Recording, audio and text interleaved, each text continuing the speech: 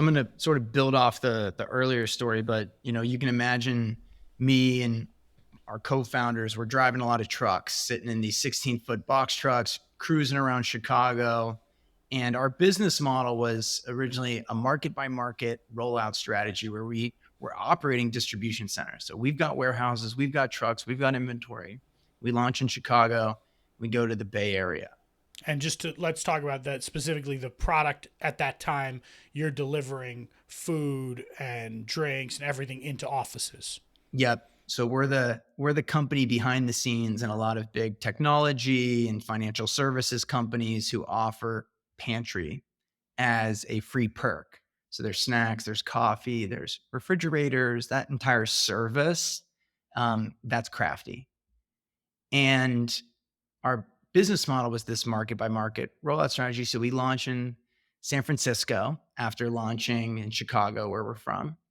And then we went to raise our Series A. It's like, huge milestone for a business. And it's, we started it in like late 2019, and we get a term sheet from a great investor in February of 2020. So signed term sheet February of 2020. We start going through the legal diligence process, and it's March 2020. Everybody knows how the story goes. Like one day we're told you're not going to the office anymore. And I remember I'm sitting at my kitchen table in my apartment, trying to figure out how I'm going to work from home for what at that point probably felt like maybe 2 weeks. I don't know, maybe a month, maybe 2 months. It couldn't go past June, right? That would be crazy. And we get an email that we're going to have to, the investor who signed a term sheet wants to chat. And the investor, so we get on a call and basically says, hey, look, guys, we're really big fans, but the world has changed. And, we're not going to be able to do this round this way. Term sheets are non-binding. I have a fiduciary responsibility to my LPs. We're not going to be able to do this round, but here's what we're going to do. We're going to give you a $1 million check. It's going to be a convertible note, and we'll see what happens, right? The world is unpredictable right now. We believe in you. This is a lifeline. Let's see what happens. And though, our $10 million Series A did not come to fruition, that $1 million check was, a saving grace for the business because pretty much all of our revenue stopped. We went through a round of layoffs.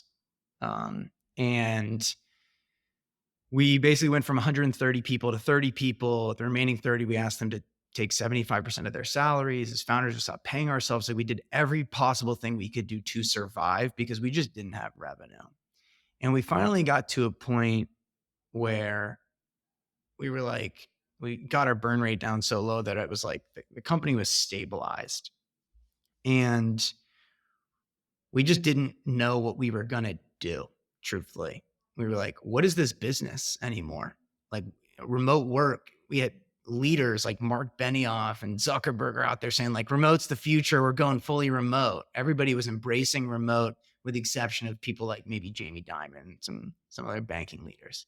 But it was the hot thing. And we were really scared that we had just invested, years of our life driving trucks, doing deliveries, building a company for it to all just be, for nothing. And what we did to sort of figure things out was we talked to our customers, of course, called our customers. Said, what are you thinking about? What's going on with your workplace? How are you thinking about it? The consistent theme we heard was that the office is not going anywhere. It's just changing. The way we're going to use these spaces is going to be extremely difficult, or different rather. But the theme was, if I'm a workplace leader or an office manager, I'm going to have a bunch of smaller offices across the country because now I'm hiring people from all over the place. I'm not hiring just in Chicago or just in the Bay Area. I'm hiring people all over the place. So we're going to have a hub and spoke model, lots of small offices, less of a centralized HQ. And so for me, that means I'm going to have a lot of vendors, and that's a vendor management problem.